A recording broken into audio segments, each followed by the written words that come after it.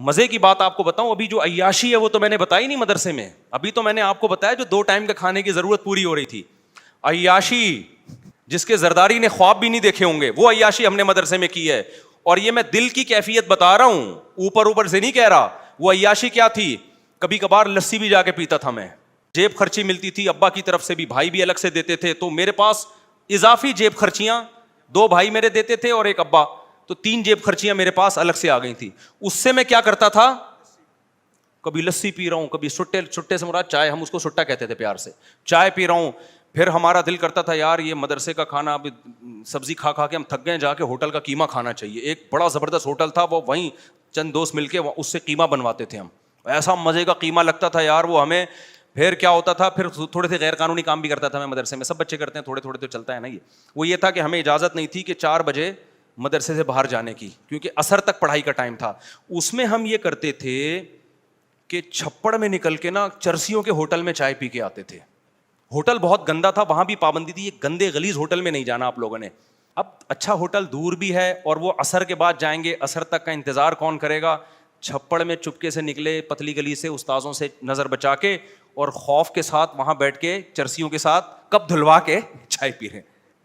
غیر قانونی کام, اور چھپڑ میں آ رہے ہیں. اس کا اپنا مزہ تھا خدا کی قسم, کیونکہ جب آدمی غلط طریقے سے, چائے ویسی کون سی اچھی چیز ہے, غلط طریقے سے چائے پیتا ہے نا, اس کو جرم کا احساس ہو, اس چائے کا مزہ آج تک ہمیں اب تک نہیں آیا, کیونکہ احساس ہوتا تھا غلط کر رہے ہیں.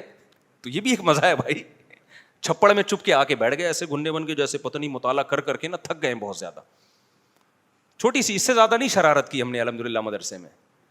تو اس کو ہم سمجھتے تھے کیا ہے عیاشی. ہمارے دوست تھے, ہم ان کے ساتھ کیا کرتے تھے, ایک دور جو ہے نا ریڑھی پہ کلیجی بناتا تھا بڑی ٹائٹ, وہاں جانا بھی انلیگل تھا, گورنمنٹ کی طرف سے, مدرسے کی طرف سے پابندی تھی. اب ہمارے پاس پیسے ہوتے تھے یار, کچھ تو کھائیں نا باہر جا کے, تو ہم کیا کرتے تھے, چھپڑ میں نکل کے ایسے منہ پہ رومال ڈال کے وہ کلیجی والے سے ریڑھی میں کلیجی بنوائی, چھپڑ میں بیٹھ کے کھایا اس کو. بڑی مزے کی بناتا تھا وہ, ایسا مزہ آتا تھا. آپ کہہ سکتے ہو مفتی صاحب غریب خاندان کے ہو گئے آپ بہت زیادہ, اس لیے آپ کو کلیجی کھانے میں مزہ آ رہا ہے. میں نے اپنے خاندان کا انٹروڈکشن آپ کو پہلے کروا دیا. اس کا خاندان سے تعلق نہیں تھا, ہمارے گھر میں سب کچھ تھا کھانے پینے کو.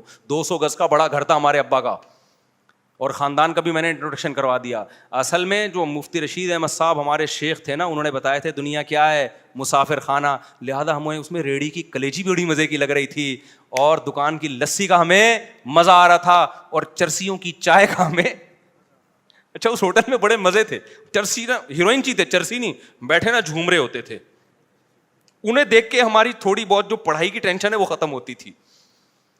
یہ جو میں بیانات میں اتنا ہیروئنچیوں کا, چرسیوں کا تذکرہ کرتا ہوں نا, کیونکہ میں نے اس ہوٹل میں بہت دفعہ ہیروئنچیوں کے ساتھ بیٹھا ہوں. اللہ کا شکر ہے لگایا نہیں ہم نے کبھی.